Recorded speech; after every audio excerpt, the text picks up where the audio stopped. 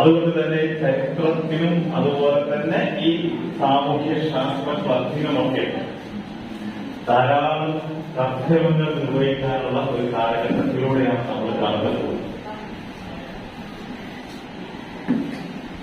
എസ്എസിനെ സംബന്ധിച്ചിടത്തോളം അതിലുള്ള മുഖ്യമായ രണ്ട് ഭാഗങ്ങളാണ്. ഒന്ന് ചരിത്രം, മറ്റൊന്ന് ഭൂമിശാസ്ത്രം. പണ്ട് അങ്ങനത്തെ പേരായിരുന്നു നമ്മൾ പഠിച്ച ഹൈസ്കൂളൊക്കെ പഠിച്ചിരുന്നു. പിന്നെ ഇക്കണോമിക്സ്, സിവിക്സ്, ഇങ്ങനെ ധാരാളം മേഖലകൾ. +1 ലെവലിലേക്ക് എത്തി കഴിഞ്ഞാൽ ഹ്യൂമാനിറ്റീസ്, മാനുഷികമായ സബ്ജക്റ്റ് ആയിട്ടാണ്, മനുഷ്യനായിട്ടുള്ള സബ്ജക്റ്റ് ആയിട്ടാണ് എസ്എസിനെ കാണപ്പെടുന്നത്. ഇതറിയാത്തവരെ മനുഷ്യനല്ല എന്നുള്ളതാണ്. വളരെ പ്രധാനപ്പെട്ട ഒരു സബ്ജക്റ്റാണ്, വാസ്തയാണ്, വിശാലമാണ്. വായിച്ച കണ്ടും ചരിത്ര പ്രസിദ്ധമായ സ്ഥലങ്ങൾ ഒക്കെ പോയി കണ്ടിട്ടൊക്കെ നമ്മൾ ധാരാളം കാര്യങ്ങൾ മനസ്സിലാക്കാറുണ്ട്. നമ്മുടെ നാട്ടിനെ സംബന്ധിച്ചിടത്തോളം ചരിത്രത്തിന് വളരെ പ്രാധാന്യമുള്ള ഒരു മേഖലയിലാണ് നമ്മൾ ജീവിക്കുന്നത്. നമ്മുടെ ഈ പ്രദേശമൊക്കെ പ്രചോദിപ്പിച്ചു മുമ്പ് അറിയപ്പെട്ടിരിക്കുന്നത് നാട്ടുരാജ്യത്തിന്റെ പേരിലാണ്. ഇതാണ് നാട്ടുരാജ്യം പെട്ടെന്നാണ് അല്ലെ. അതിന്റെ മുന്നേയുള്ള ചരിത്രമുണ്ട്, പക്ഷെ ലിഖിതമാക്കപ്പെട്ട ചരിത്രമൊക്കെ വളരെ വിരളമാണ്. എങ്കിലും ലഭ്യമായ സ്രോതസ്സുകളിൽ നിന്നൊക്കെ നമ്മുടെ നാടിന്റെ ചരിത്രമൊക്കെ പഠിച്ച് അതൊക്കെ മറ്റുള്ളവരെ അറിയിക്കാൻ പ്രിന്റിങ്ങിലൂടെയും മറ്റു പുസ്തകത്തിലൂടെയൊക്കെ കഠിന പ്രയത്നം നടത്തുന്ന ഒരു വ്യക്തി കൂടിയാണ് നമുക്ക് കിട്ടിയിട്ടുള്ള അബ്ദുള്ള സാർ. അദ്ദേഹം തന്റെ ജീവിതം തന്നെ ഇതിന് മാറ്റിവെച്ചിരിക്കുകയാണ്. നിരന്തരം ഈ ഗവേഷണ മേഖലയിൽ പ്രവർത്തിച്ചുകൊണ്ടിരിക്കുകയാണ്. കൂടാതെ നമ്മുടെ തിരൂരിന്റെയൊക്കെ പ്രാധാന്യം നിങ്ങൾക്കറിയാം. നമ്മുടെ നഗരം എന്ന് വിശേഷിപ്പിക്കുന്ന തിരൂര്, അവിടെ ചരിത്രത്തിന്റെ കുറെ തിരുശേഷിപ്പുകളുണ്ട്. അവിടെ നിങ്ങളൊരു ടൗൺ ഹാൾ കണ്ടിരിക്കും. ഏതാണ് ടൗൺ ഹാളിന്റെ പേര്? വാഗൻ പാച്ചേരി എന്ന് പറഞ്ഞത് എന്താണെന്ന് കേട്ടിരുന്ന നിങ്ങൾ? എന്താണ് സംഭവം? ഏത് വർഷത്തിലാണ് സംഭവം നടന്നത്? 1921 ബ്രിട്ടീഷുകാർക്കെതിരെ ഈ നാട്ടുകാർ സമരം ചെയ്യുകയും ആ സമര പോരാളികളെ, മലപ്പുറത്ത് നിന്നും പൂക്കോട്ടിൽ നിന്നുമുള്ള സമര പോരാളികളെ പ്രസ്താവം പിടിച്ചുകൊണ്ടുവന്ന് തിരൂര്, അത് റെയിൽവേ സ്റ്റേഷൻ അന്നുണ്ട്. കേരളത്തിലെ ആദ്യത്തെ റെയിൽവേ സ്റ്റേഷൻ തിരൂരാണെന്നാണ് പറയുന്നത്. തിരൂർ ടു ബേപ്പൂര്. അതിന്റെ മെയിൻ ലക്ഷ്യം ബ്രിട്ടീഷുകാരുണ്ടാക്കിയതാണ്. നിലമ്പൂരിൽ നിന്നൊക്കെ, നിലമ്പൂർ എന്തിനു പേര് കേട്ട സ്ഥലമാണ്? തേക്ക്. പണ്ടത്തെ അന്ന് ഈ ഇരുമ്പും ഇന്നത്തെ മാതിരി സ്റ്റീലിന്റെയും ഒന്നും ഫർണിച്ചറും മറ്റൊന്നും മരമാണ് മെയിൻ. ആ മരത്തിൽ മികച്ച മരമാണ് തേക്ക്. ആ തേക്കിൽ തന്നെ ഏറ്റവും നല്ല തേക്ക് വളരുന്ന സ്ഥലമാണ് നമ്മുടെ നിലമ്പൂർ. ലോകത്തിൽ തന്നെ പ്രസിദ്ധമായ നിലമ്പൂർ തേക്ക്. ശാസ്ത്ര വിഭാഗം അധ്യാപകരെ, പ്രിയപ്പെട്ട എന്റെ മക്കളെ,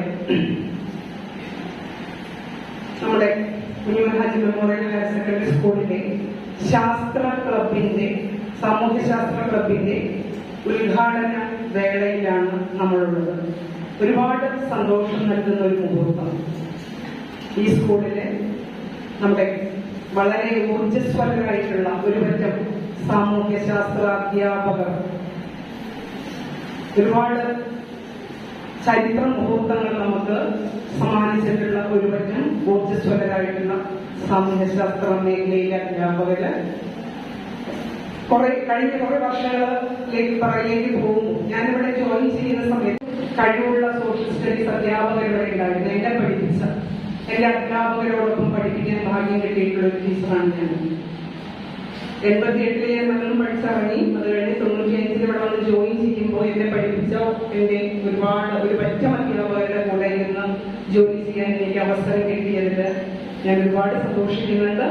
അപ്പോ ആ കാലഘട്ടം, അന്ന് അവര് നൽകിയിട്ടുള്ള ശിക്ഷണങ്ങളും നിർദ്ദേശങ്ങളും, പഠിക്കുന്ന കാലത്ത് അവരുടെ ശിക്ഷണത്തിൽ പഠിച്ച് അവരോടൊപ്പം ജോലി ചെയ്യാൻ അവസരം കിട്ടിയപ്പോൾ അവരുടെ നിർദ്ദേശങ്ങളും നമ്മളുടെ തെറ്റുകളൊക്കെ ചൂണ്ടിക്കാണിച്ചു തന്ന ഇന്ന രീതിയിലൊക്കെയാണ് ചെയ്യേണ്ടതെന്നൊക്കെ പറഞ്ഞ് അവരോടൊപ്പം ജോലി ചെയ്യാൻ കൂടി കിട്ടിയതോടുകൂടിയിട്ട് നമ്മുടെ അധ്യാപന രംഗത്ത് ഒരുപാട് മികവുകൾ ഉണ്ടാക്കാനായിട്ട്, അല്ലെങ്കിൽ മാറ്റങ്ങൾ ഉണ്ടാക്കാനായിട്ട് കഴിഞ്ഞിട്ടുണ്ട്. അങ്ങനെ ഈ സോഷ്യൽ സയൻസ് എന്ന് പറയുന്ന മേഖല നമുക്കറിയാം. ഇന്ന് ഇവിടേക്ക് അഡ്മിഷനൊക്കെ നടക്കുന്ന സമയത്ത് ഞങ്ങൾ നേരിടുന്ന ഏറ്റവും സബ്ജക്റ്റ് ആവുമ്പോൾ പലരും അത് എടുക്കാൻ ഒരു വൈമുഖ്യം കാണിക്കുന്നു എന്നുള്ളതാണ്.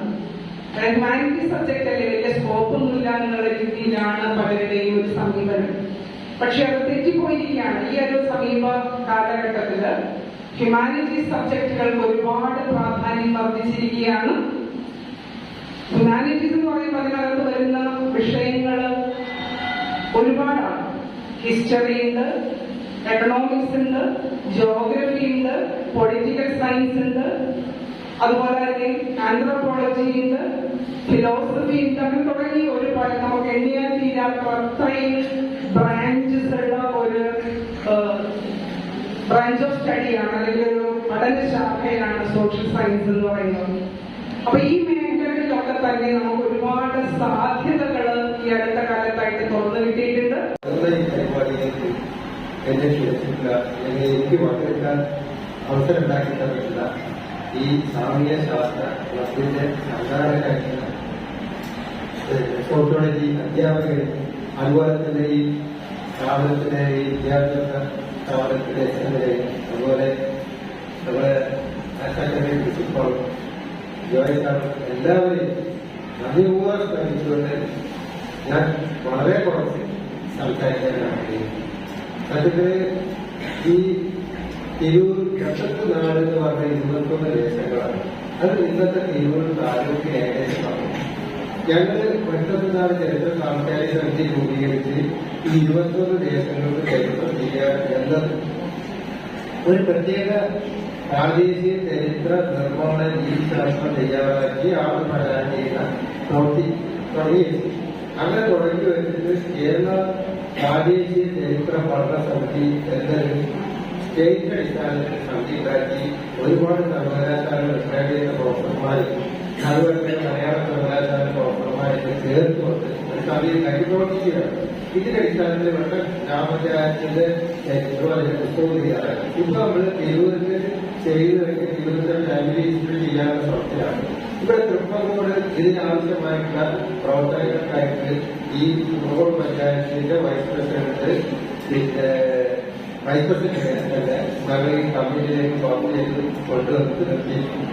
നമുക്ക് നിങ്ങൾ ഇപ്പോൾ സാമൂഹിക ശാസ്ത്ര പഠിക്കുകയാണ്.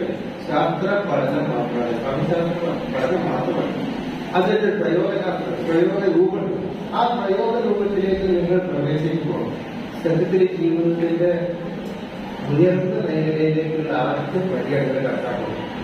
അതെന്തുകൊണ്ടാണെന്ന് പറഞ്ഞാൽ ഈ ചരിത്രം എന്ന് പറയുന്നത്, പ്രാദേശിക ചരിത്രം എന്ന് പറയുന്നത് ഒരു വ്യക്തി എഴുതപ്പെടുന്നതല്ല, അതൊരു കൂട്ടായ ജനസമൂഹം എഴുതപ്പെടണം.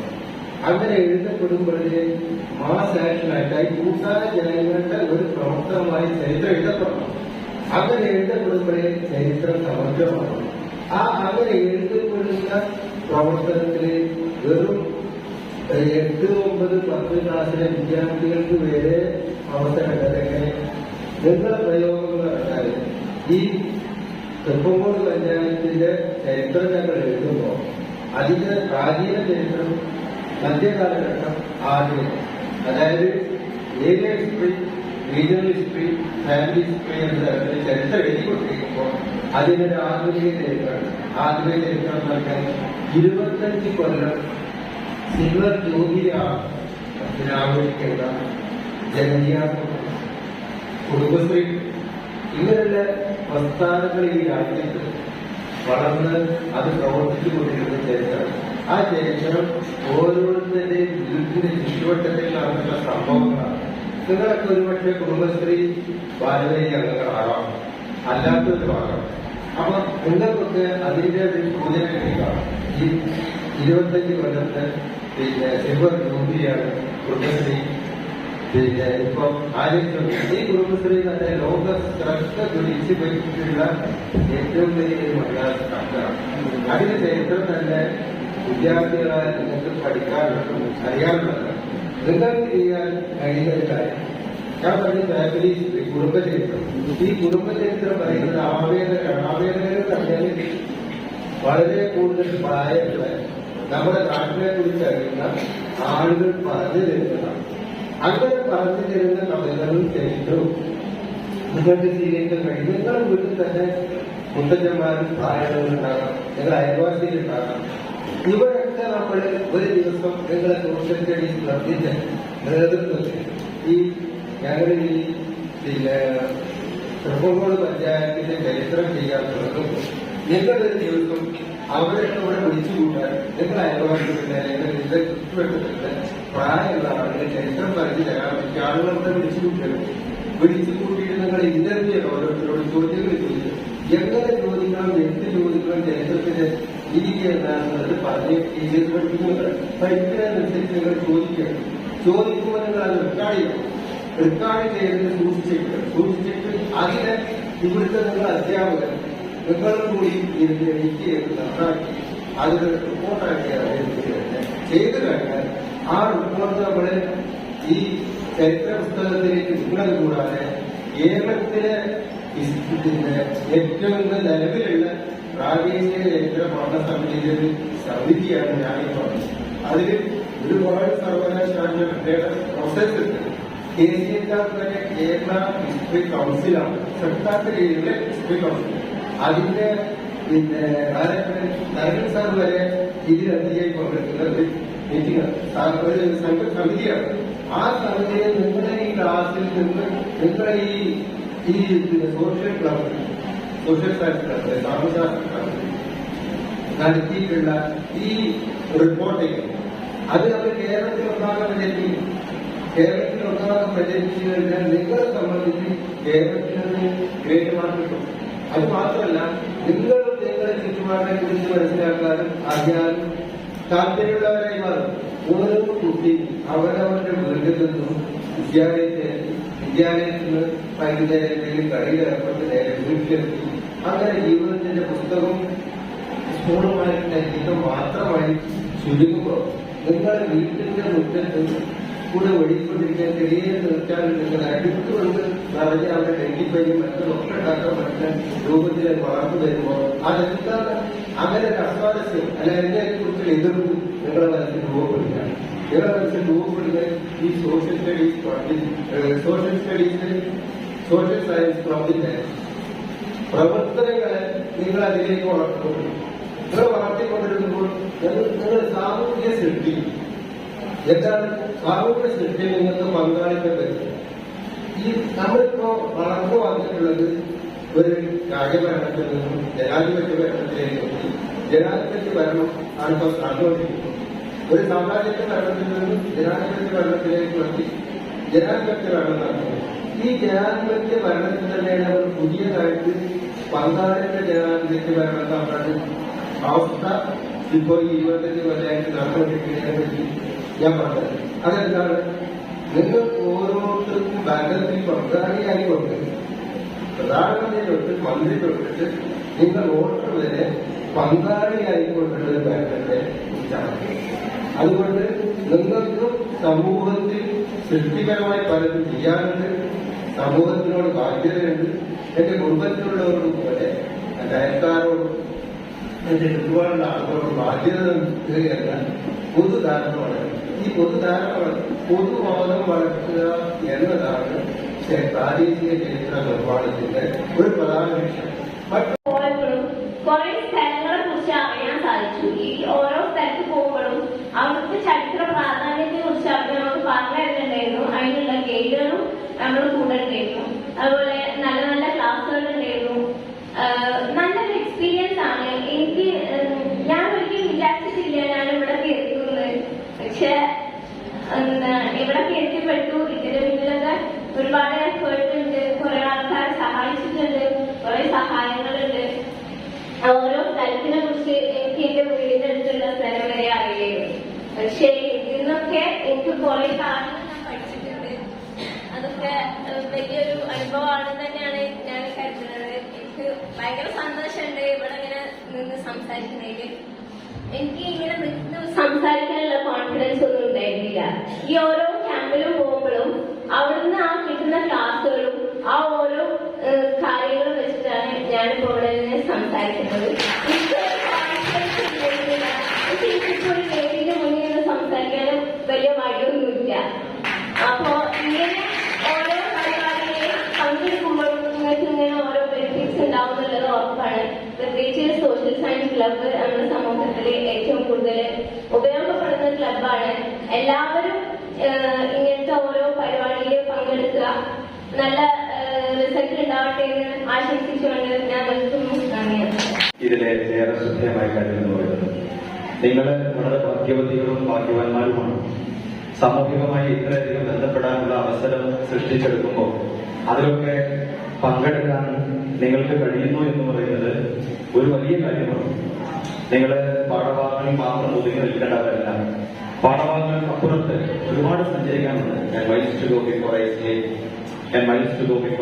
എന്ന് റോബർട്ട് ഫ്രോസ്റ്റ് പറഞ്ഞതുപോലെ നമ്മളൊക്കെ കണ്ണടക്കുന്നതിന് മുമ്പ് കാലങ്ങൾ നമുക്ക് താണ്ടേണ്ടതുണ്ട്, ഒരുപാട് സഞ്ചരിക്കാനുണ്ട്. അത് ഈ പാഠഭാഗങ്ങളിൽ മാത്രം ഒതുങ്ങി നിന്നാൽ കിട്ടുന്നതല്ല. പാഠഭാഗങ്ങളിൽ ഒതുങ്ങി നിന്നാൽ നിങ്ങൾക്ക് കിട്ടുന്നത് ഏറ്റവും കൂടിയ 10 A+കളാണ്, അല്ലെ? 10 A+ നിങ്ങൾ വാങ്ങേണ്ടതാണ്, സംശയമില്ല. കഴിഞ്ഞ വർഷം 139 പേര് 10 A+ വാങ്ങിച്ചു. നിങ്ങൾ ഈ കൂട്ടത്തില് ഈ വരാൻ പോകുന്ന വർഷം നമ്മൾ 250എങ്കിലും A+ വാങ്ങുമെന്നാണ് പ്രതീക്ഷിക്കുന്നത്. വാങ്ങുമല്ലേ? തൊട്ടടുത്ത വർഷം 500 കടക്കണമെന്നാണ് പറഞ്ഞത്. ആ 9ാം ക്ലാസ്സിലെ ആവുന്ന അവിടെ 500 കിടക്കണമെന്നല്ല, കിടക്കാൻ കഴിയും. നിങ്ങൾ കരുതണം, ഞങ്ങളും കൂടെ ഉണ്ടാകണം. തീർച്ചയായിട്ടും ഒരു സംശയമില്ല. കാരണം ചില പ്രതിഭകൾ അങ്ങനെ ഉറങ്ങി കിടക്കുക. ഇപ്പോ സംസാരിച്ചത് തന്നെ പറഞ്ഞു, ഇതെന്താണെന്ന് പോലെ എനിക്ക് അറിയായിരുന്നു. 8ാം ക്ലാസ്സിലെത്തുമ്പോഴാണ് ഇച്ചിരെങ്കിലും ഒരു ഐഡിയ കിട്ടുന്നത്. 9ാം ക്ലാസ്സിലെത്തിയപ്പോഴാണ് കുറച്ചും കൂടെ ഒരു വെളിച്ചം വന്നിട്ടുള്ളത്. 10ാം ക്ലാസ്സിലെത്തുമ്പോഴേക്കും അതിലവിടെ ഇരുത്തം വരുന്ന കാര്യത്തെ സംശയിച്ചില്ല.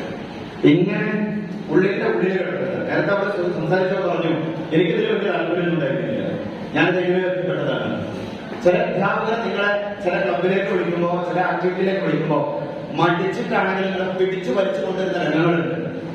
എനിക്ക് നല്ല അറിയാം. ചില കുട്ടികളൊക്കെ കൊണ്ടുവരുന്ന സമയത്ത് കരഞ്ഞു പോകും. ചില കുട്ടികളൊക്കെ മണ്ട മാറ്റി പൊളിക്കുന്ന ആളുകളുണ്ട്. കൈ ഉയർത്തിയിട്ട് പേടിച്ചിട്ട് വെളുത്തി മുറിയാക്കുന്ന ആളുകളുണ്ട്. സംസാരിക്കാനൊക്കെ എഴുന്നേറ്റ് നിൽക്കുമ്പോ വല്ലാത്ത അസ്വസ്ഥതകൾ കാണിക്കുന്ന ആളുകളുണ്ട്.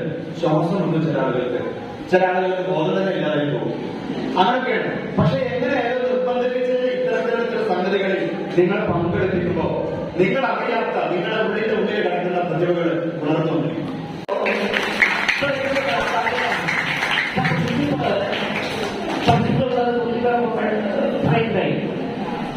Humanities are പക്ഷെ ഡൽഹിയിലേക്ക് ശ്രദ്ധിക്കുക, ഏറ്റവും ഹ്യൂമാനിറ്റീസ് സബ്ജക്റ്റാണ്. അപ്പൊ നമുക്കും ഭാവി ഈ രംഗത്തിലേക്ക് കടന്നു വരുവാനും അതുപോലെ SS നമുക്ക് നന്നായി പഠിക്കുക, മത്സര പരീക്ഷകൾ നന്നായിട്ട് നടക്കുന്നത് തീർച്ചയായിട്ടും അതുപോലെ പൊതുവേദിയിൽ സംസാരിക്കുന്നതിനും ഒക്കെ നിങ്ങൾക്ക് അത് കഴിയും. അതിന് ഉദാഹരണമാണ് ഇപ്പൊ ഇവിടെ ബഹുമാനം ഏറ്റുവാക്കിയ കൻസർ. നിങ്ങൾക്ക് ഭാഗ്യം തന്നെ തുടരണം. അതിനുള്ള എല്ലാ ആശംസകളും നിർത്തുന്നു.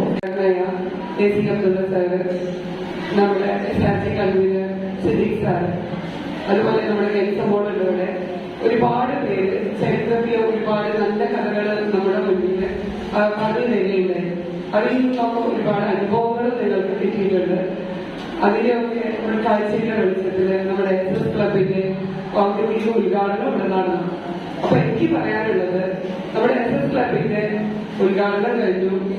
ഗൾഫ് അവിടെ പറഞ്ഞ പോലെ എനിക്കൊന്നും അറിയില്ലായിരുന്നു. അതിൽ നിന്ന് ഞാൻ ഇപ്പൊ എല്ലാം എന്തൊക്കെയോ അറിയുന്ന ഒരു കുട്ടിയുടെ പരുവത്തിലേക്ക് മാറിയിട്ടുണ്ട് എന്ന ഒരു കോൺഫിഡൻസ് നിങ്ങൾക്ക് ഇവിടെ കാണാൻ പറ്റി. അപ്പൊ എനിക്കിപ്പോ തോന്നുന്നത് ഒരുപാട് ഗംഭീരമായാണ് നമ്മുടെ മുന്നിൽ ഇരിക്കുന്നത്. അപ്പൊ എനിക്ക് ഒരുപാട് സന്തോഷം തോന്നുന്നു. SS ക്ലബിന്റെ ഈ കുട്ടികളുടെ ഈ കൂട്ടത്തിൽ നിന്ന് ഒരുപാട് പേര് ഇനി നാളെയുടെ അടുത്ത ഉദ്ഘാടന വേദികളിൽ നിറഞ്ഞു നിന്ന് ഇതുപോലെ സംസാരിക്കാൻ കഴിയുന്ന നല്ല നല്ല ഒരുപാട്